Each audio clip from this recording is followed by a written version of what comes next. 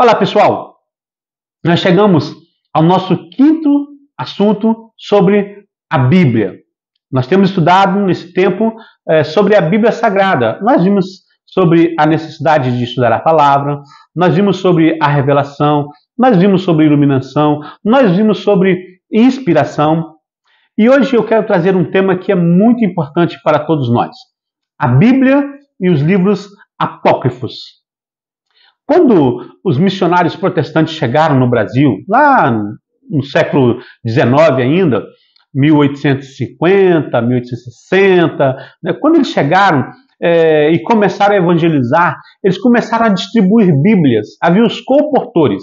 Eles saíam distribuindo Bíblias porque era muito raro no Brasil alguém ter uma Bíblia, visto que não era comum. Havia uma certa proibição, uma certa restrição dentro do catolicismo para que todos tivessem a Bíblia. Então, os missionários, os pastores começaram a distribuir Bíblias Brasil afora. E então, os líderes católicos começaram a falar mal daquelas Bíblias protestantes. As Bíblias protestantes estão erradas. Bom, muitas e muitas Bíblias foram queimadas Brasil afora. Muitas Bíblias protestantes foram queimadas Brasil afora por líderes católicos que iam pegando essas Bíblias e elas iam sendo queimadas. Então surge-nos uma questão: qual Bíblia é certa? A Bíblia católica ou a Bíblia protestante? Qual está correta? A Bíblia católica ou a Bíblia protestante? Para que nós respondamos essa pergunta, nós temos que falar sobre algumas coisas, estudar sobre cânon, estudar sobre livros apócrifos. Mas cânon, o que é isso?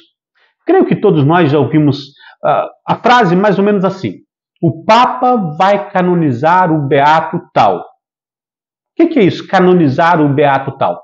Na verdade é tornar o beato santo, né? O São Fulano, São Cicrano, São Beltrano. Bom, canonizar vem da palavra grega cânon, tá certo? Nós também já ouvimos falar sobre os livros canônicos. Eu creio que você já ouviu sobre isso. Bom, a palavra cânon é uma palavra de origem grega e tem como significados regra, vara de medir, modelo, etc.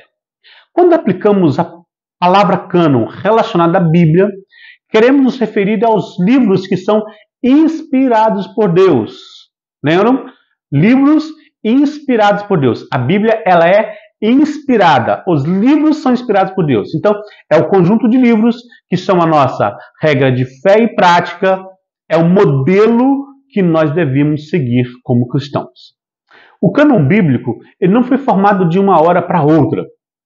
Foram centenas e centenas de anos para que nós tivéssemos a Bíblia como nós temos hoje. A Bíblia como nós temos nos nossos dias. Quando nós falamos do cânon, a formação do cânon, há uma diferença na formação do cânon do Antigo Testamento e do Novo Testamento, tá certo? O cânon do Antigo Testamento é o mesmo cânon hebraico, ou seja, nós seguimos o mesmo cânon que o judaísmo tem. A diferença que nós temos entre a Bíblia hebraica e o nosso Antigo Testamento é a disposição dos livros. Fora isso, são os mesmos livros, os 39 livros da Bíblia. Então, nós seguimos o cânon do Antigo Testamento. Ou seja, nós seguimos o cânon hebraico. Com relação ao cânon do Novo Testamento, é um pouco diferente. Tanto católicos como protestantes têm o mesmo número de livros, ou seja, são 27 livros canônicos no Novo Testamento.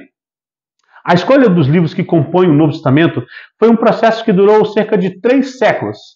As regras para que um livro compusesse o cânon do Novo Testamento são circulação universal, autoria dos apóstolos ou de algum discípulo dos apóstolos, tradição e doutrina dos apóstolos. Ou seja, aquilo que está no livro tem que bater com a doutrina, com a tradição dos apóstolos, tem que ter sido escrito por algum apóstolo ou discípulo deles e tem que haver uma circulação por todas as igrejas, uma circulação universal. Então, quando nós falamos do cânon, nós estamos falando dessa regra, ou seja, aqueles livros que são a nossa regra de fé e prática.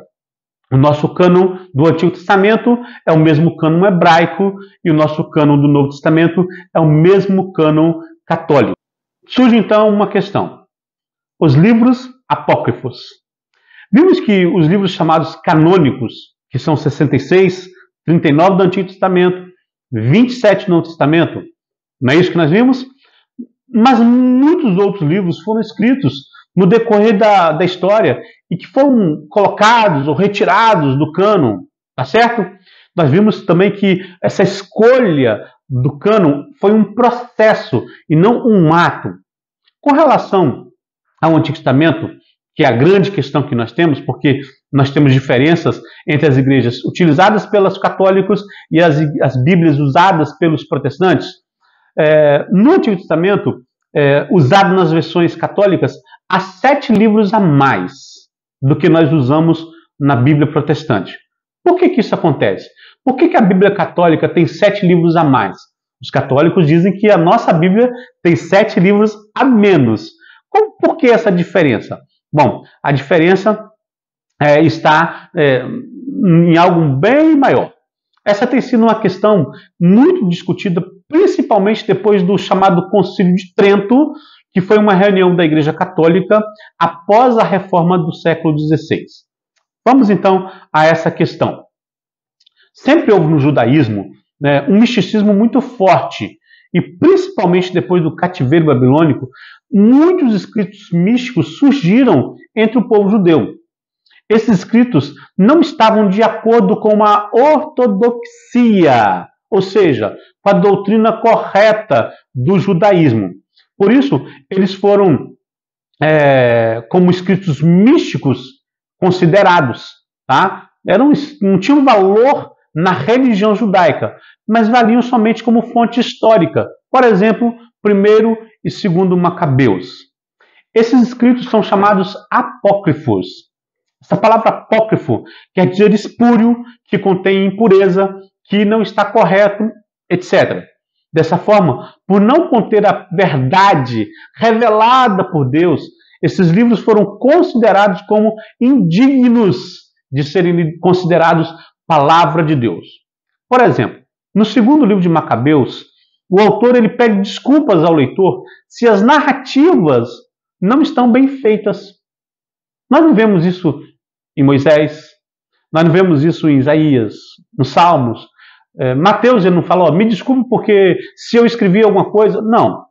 Em nenhum dos escritos inspirados nós temos essa pedida de desculpas. Mas o autor de Macabeus ele faz esse pedido. Olha, se não estiver de acordo, vocês me desculpem. Eu tentei fazer o melhor.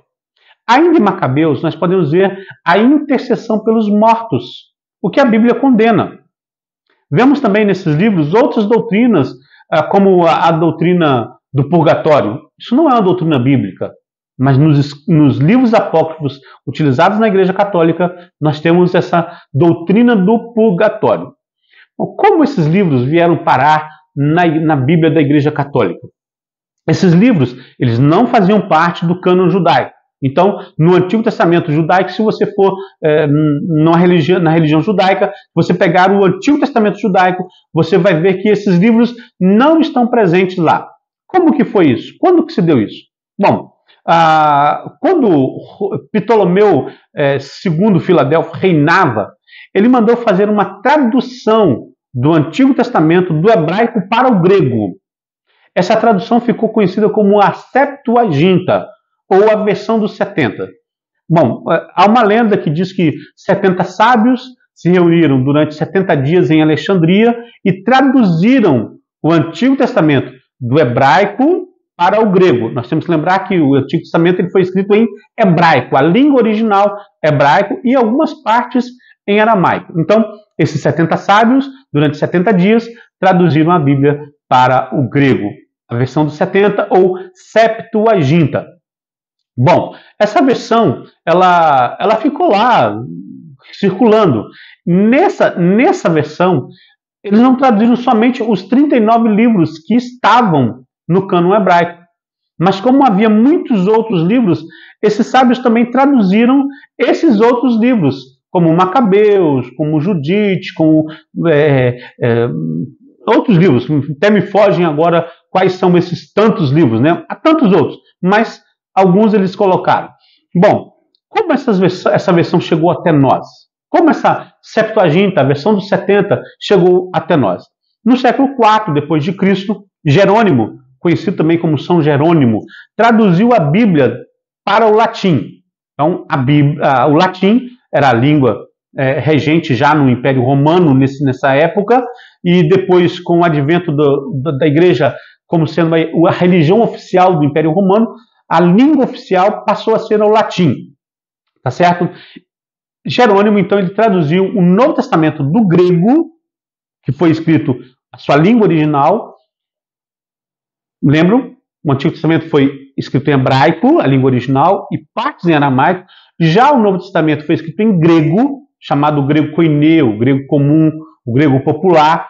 Então, Jerônimo traduziu o Novo Testamento do grego para o latim, mas o Antigo Testamento ele não traduziu do hebraico. Ele pegou essa versão, a versão dos 70, a Septuaginta. Ele pegou essa versão da Septuaginta e traduziu para o latim. Essa versão ela ficou chamada de Vulgata Latina.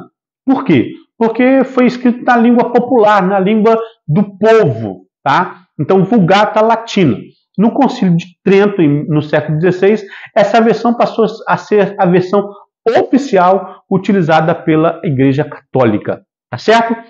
Quanto ao Novo Testamento, nós não temos nenhum problema com livros apócrifos. Tanto nós, protestantes, como os católicos, rejeitam tantos e tantos livros apócrifos.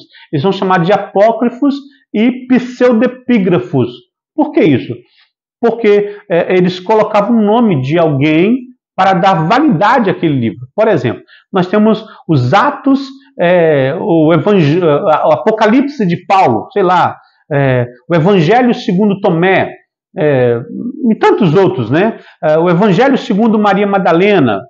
Então não foram essas pessoas que escreveram, mas outros que escreveram no século II, no século III, escreveram esses livros, mas colocaram o nome dos apóstolos ou de alguma pessoa influente no primeiro século ou nos dias do Senhor Jesus. Então, tanto os católicos quanto nós rejeitamos o Evangelho de Tomé, o Evangelho de Maria Madalena e tantos outros apócrifos e pseudepígrafos surgidos no período do Novo Testamento. Nós não aceitamos os livros apócrifos, porque eles contêm ensinamentos que não estão de acordo com a palavra de Deus, a palavra que é revelada e inspirada pelo Espírito Santo. Assim, esses livros apócrifos, eles não são regra de fé e prática para nós, a Igreja do Senhor Jesus. Que Deus abençoe seu coração.